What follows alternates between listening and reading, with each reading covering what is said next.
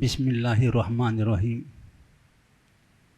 नहमदुहु व नसल्ली अला रसूलिल करीम अम्मा बाद फ़अऊज़ु बिल्लाहि मिनश शैतानिर रजीम बिस्मिल्लाहिर्रहमानिर्रहीम अल्हम्दुलिल्लाहि रब्बिल आलमीन अर्रहमानिर्रहीम मालिक यौमिद्दीन इय्याका नअबुदु व इय्याका नस्तईन। आपने जवाब नहीं दिया। फिर तीसरी मर्तबा सलाम मैंने कहा तो जवाब नहीं दिया। फिर जनाब नबी करीम सल्लल्लाहु अलैहि वसल्लम वुज़ू करके वापस आए। फिर मुझे 3 मर्तबा उस सलाम का जवाब दिया। यानी बेवुज़ू होने की हालत में आप सल्लल्लाहु अलैहि वसल्लम ने सलाम का जवाब नहीं दिया, इसलिए कि उसमें अल्लाह जल्ल शानु का नाम आता है और अल्लाह का नाम बगैर वुज़ू के और बगैर तहारत के लेना आपने पसंद नहीं किया। बहरहाल उस मौके पर जनाब नबी करीम सल्लल्लाहु अलैहि वसल्लम ने इरशाद फरमाया कि जाबिर, कुरान शरीफ में सूरे फातिहा तमाम सूरतों में बेहतर सूरत है, लेकिन होता यह है कि आदमी जब रोजमर्रा एक चीज सामने होती है उसकी वजह से नाकदरी होती है। जैसे रोजाना सूरज निकलता है, इसकी रोशनी से हम फायदा उठाते हैं, लेकिन इसकी हमको कदर नहीं। अगर अल्लाह जल्ल शानो 1 महीने तक के लिए सूरज के निकलने को बंद कर देवे तो फिर उसकी कदर मालूम। इसी तरीके पर यह सूरे फातिहा हम रोजाना पढ़ते रहते हैं, इसकी वजह से हमें इसकी कदर नहीं। इस सूरे फातिहा के मुतालिक इमाम बुखारी रहमतुल्लाह अलैह ने फ़ज़ाइल कुरान के अंदर अबू सईद इब्न अल-मुअल्ला रज़ियल्लाहु तआला अन्हु की हदीस को बयान किया है। अबू सईद इब्न अल-मुअल्ला रज़ियल्लाहु तआला फरमाते हैं कि मैं मस्जिद के अंदर नमाज पढ़ रहा था और नमाज में मशगूल था, तो आप सल्लल्लाहु अलैहि वसल्लम ने मुझे पुकारा। मैंने अपनी नमाज को पूरा किया और पूरा करने के बाद में आप सल्लल्लाहु अलैहि वसल्लम के पास में पहुंचा तो आपने इरशाद फरमाया, अबू सईद, क्या अल्लाह जल्ल शानु ने कुरान शरीफ में ये इरशाद नहीं फरमाया, इस्तजीबू लिल्लाहि व लिर्रसूल इज़ा दआकुम? क्या अल्लाह जल्ल शानु और रसूल के पुकार पर जब वो पुकारे तो तुम जवाब दो और आ जाओ। अबू सईद इब्न मुअल्ला रज़ियल्लाहु तआला अन्हु ने माजरत की और वो तो नमाज पढ़ रहे थे। फिर इसके बाद में जनाब नबी करीम सल्लल्लाहु अलैहि वसल्लम ने उनके हाथ को पकड़ा और पकड़ने के बाद में कहा कि मस्जिद से निकलने से पहले पहले मैं तुमको एक अजीम सूरत और एक बहुत बड़ी सूरत उसका तुम्हारे सामने तज़किरा करूंगा। बहरहाल अबू सईद इब्न मुअल्ला रज़ियल्लाहु तआला अन्हु और आप सल्लल्लाहु अलैहि वसल्लम मस्जिद से बाहर निकल रहे थे। दरवाजे पर पहुंचकर अबू सईद इब्न मुअल्ला रज़ियल्लाहु तआला अन्हु ने वो बात याद दिलाई तो आप सल्लल्लाहु अलैहि वसल्लम ने इरशाद फरमाया कि अजीम सूरत सूर्य फातिहा है, जिसको सबे मसानी कहा जाता है। और अल कुरानुल अजीम कहा जाता है। मुफस्सिरीन ने फरमाया कि पूरे कुरान का खुलासा सूरह फातिहा है। और इसी किस्म का वाकया उबई इब्न काब रज़ियल्लाहु तआला अन्हु के साथ में भी पेश आया, और वो हदीस मुअत्ता मालिक में, मुस्नद अहमद में और तिरमिजी सानी में भी है, लेकिन थोड़े फर्क के साथ में हर जगह पर उसको बयान किया गया है।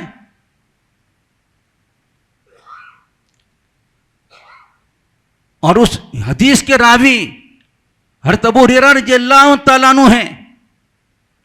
हज़रत अबू हुरैरा रज़ियल्लाहु तआला अन्हु फरमाया कि उबई इब्न काब रज़ियल्लाहु तआला अन्हु मस्जिद के अंदर नमाज पढ़ रहे थे। जनाब नबी करीम सल्लल्लाहु अलैहि वसल्लम ने उनको पुकारा,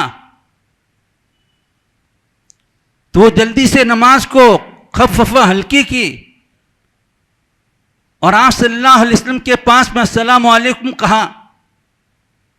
आपने उसका जवाब दिया। फिर आपने कहा, ये उबई इब्न काब, आप पहले क्यों नहीं आए, जल्दी क्यों नहीं आए? उन्होंने फरमाया कि कुन्तु उसल्ली, कि मैं नमाज पढ़ रहा था। तो आपने इरशाद फरमाया, अलम यकुलिल्लाहु इस्तजीबु लिल्लाहि वल रसूल इज़ा दाअकुम, क्या अल्लाह जल्ल शानु ने ये इरशाद नहीं फरमाया कि अल्लाह जल्ल शानु और नबी सल्लल्लाहु अलैहि वसल्लम के पुकार पर तुम जवाब दो जब वो तुमको पुकारे? उन्होंने फरमाया जी हाँ, और उन्होंने माजरत की। और उस मौके पर जनाब नबी करीम सल्लल्लाहु अलैहि वसल्लम ने उबई इब्न काब रज़ियल्लाहु तआला अन्हु को कहा, ये उबई इब्न काब, तुम्हारे मस्जिद से निकलने से पहले मैं एक ऐसी सूरत बताऊंगा, लम युनज़ल फी तौरात वला फिल इंजील वला फिल ज़बूर वला फिल कुरान मिसलुहा, कि ऐसी सूरत न ज़बूर में नाजिल की गई और ऐसी सूरत न तौरात में नाजिल की गई और ऐसी सूरत न इंजील में नाजिल की गई और ऐसी सूरत न कुरान शरीफ में नाजिल की गई।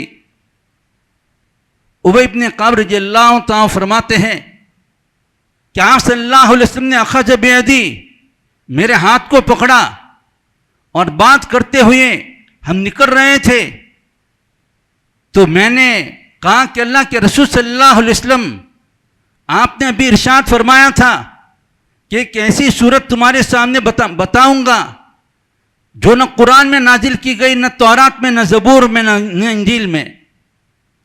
तो आपने इरशाद फरमाया, ये उबई इब्न काब, तुम नमाज में क्या पढ़ते हो? उबई इब्न काब रज़ियल्लाहु तआला अन्हु फरमाया कि मैं उम्मुल कुरान को पढ़ता हूँ, यानी सूरह फातिहा। सूरह फातिहा को उम्मुल कुरान भी कहा जाता है। ये कुरान की माँ है और कुरान की जड़ है, और सारे उलूम, कुरान के सारे उलूम मुंज़बित होकर के सूरह फातिहा में जमा हो जाते हैं। जैसे किसी औरत के 10-12 बच्चे हो तो ये सारे बच्चे माँ के पास में जमा होते हैं और उसी माँ से ये सारे बच्चे पैदा होते हैं। इसी तरीके पर सूरह फातिहा के अंदर से ये कुरान शरीफ के सारे उलूम निकलते हैं। तो बहरहाल उबई इब्न काब रज़ियल्लाहु तआला फरमाया कि मैं उम्मुल किताब और उम्मुल कुरान को पढ़ता हूँ। उम्मुल किताब और उम्मुल कुरान दोनों सूरह फातिहा को कहा जाता है। फिर आप सल्लल्लाहु अलैहि वसल्लम ने इरशाद फरमाया, वल्लज़ी नफ्सी बियदिही, ये तिरमिज़ी की रिवायत है, ये उसके अल्फाज हैं, वल्लज़ी नफ्सी बियदिही मा उनज़िलत फ़ित तौरात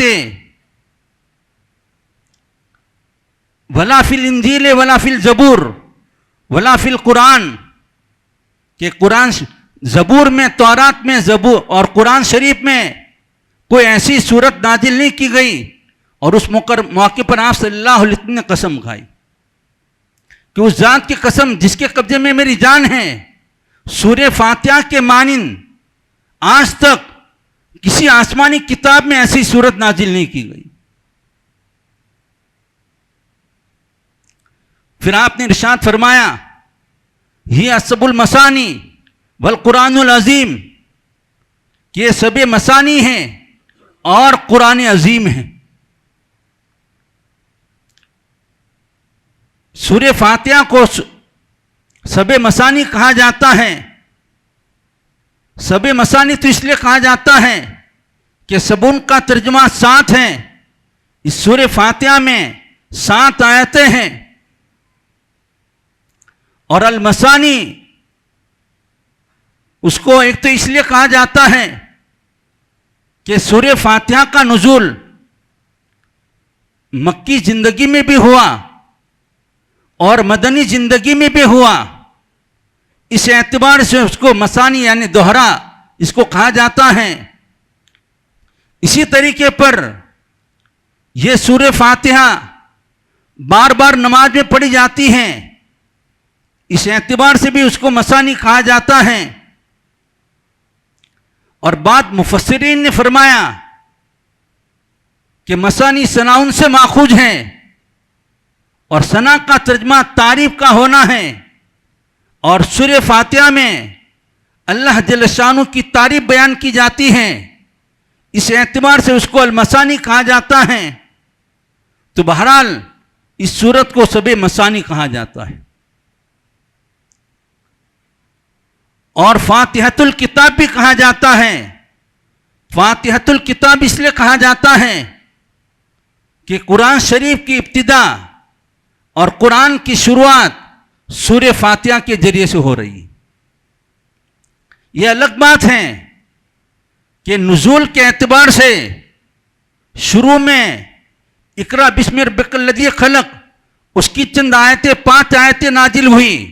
इसी तरीके पर सूरह मुद्दस्सिर की शुरू की आयतें नाजिल हुई। इसके बाद में सूरह मुजम्मिल की चंद सूरतें नाजिल हुई और उसके बाद में अगर मुकम्मल तौर पर पूरी सूरत अगर पहली नाजिल हुई है वो सूरह फातिहा है। इससे पहले सूरतों के चंद चंद आयतें नाजिल हुई थी, लेकिन मुकम्मल तौर पर पहली नाजिल होने वाली सूरत सूरह फातिहा है। तो ये सूरह फातिहा इसलिए कहा जाता है कि कुरान की इब्तिदा उसके जरिए से होती है। ये सूरह फातिहा इसलिए नहीं कहा जाता कि जो फातिहा पढ़ने के लिए जाते हैं और न मालूम क्या क्या चीज़ें उसमें करते रहते हैं हिसाली सवाब के मौके पर, इसकी वजह से उसको सूरह फातिहा नहीं कहा जाता। और इस सूरह फातिहा की फजीलत के सिलसिले में इमाम नसई और इमाम मुस्लिम ने अब्दुल्लाह इब्न अब्बास रज़ियल्लाहु तआला अन्हुमा की हदीस को बयान किया है। अब्दुल्लाह इब्न अब्बास रज़ियल्लाहु तआला अन्हुमा ने फरमाया कि एक मौके पर नबी करीम सल्लल्लाहु अलैहि वसल्लम बैठे हुए थे और आपके पास में जिब्रील अलैहिस्सलाम वो भी बैठे हुए थे। इतने में आसमान से एक दरवाजे के खोलने की आवाज आई। जिब्राइल ने ऊपर देखा तो कहा, जिब्राइल ने कहा कि आज आसमान का वो दरवाजा खोला गया जो इससे पहले कभी नहीं खुला।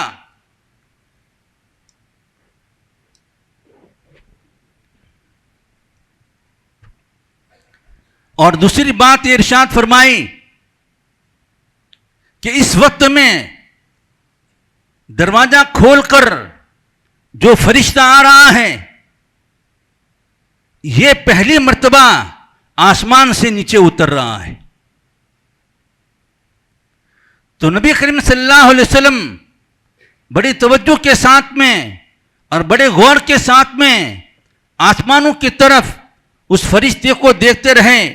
वो फरिश्ता आया और आने के बाद में कहा, अबशिर या रसूलल्लाह बिनूरैन, कि अल्लाह के रसूल सल्लल्लाहु अलैहि वसल्लम आपको बशारत हो दो नूरों की। आपने इरशाद फरमाया, वो दो नूर कौन से हैं? तो उस फरिश्ते ने कहा कि एक तो नूर सूर्य फातिहा है और दूसरा सूर्य बकरा की जो आखिरी रुकू है, आमना रसूल वगैरह, ये पूरा रुकू जो है वो नूर है। तो मुस्तकिल उसकी बसारत सुनाने के लिए ये फरिश्ता आपके पास में आया, तो सूर्य फातिहा को नूर के साथ में उसको मौसूम किया है। आज हमें सूर्य फातिहा के फजाइल मालूम नहीं, और उसको अगर ध्यान के साथ में नमाज में पढ़े तो आज आदमी जो परेशान नजर आ रहा है उसकी परेशानियां खत्म हो जाएगी। इसलिए कि इय्याका नअबुदु व इय्याका नस्तईन हम इसमें पढ़ते हैं कि बारी ताला हम आप ही के सामने झुकेंगे और आप ही की इबादत करेंगे और आपके अहकामात को हम बजा लाएंगे। व इय्याका नस्तईन, हम तुझी से मदद तलब करते हैं और तेरे अलावा हम किसी के सामने अपने सर को नहीं झुकाएंगे, हम किसी के सामने अपने हाथ को लंबा नहीं करेंगे। ये बारी ताला हम तुझी से मदद तलब करते हैं। अगर बीमारी आएगी, ये बारी ताला हम तेरे सामने हाथ को लंबा करेंगे और दुआओं के जरिए से अपनी बीमारी को दूर करेंगे। ये बारी ताला अगर हमारे ऊपर फख्र फाका के हालात हो और तंदुरुस्ती के हालात हो, ऐसे मौके पर इय्याका नस्तईन, ये बारी ताला हम तेरे सामने हाथ को लंबा करेंगे, किसी इंसान के सामने हाथ को लंबा नहीं करेंगे। दुनिया की जो भी जरूरत होगी, हर जरूरत के मौके पर इय्याका नस्तईन हम तुझी से मदद तलब करेंगे।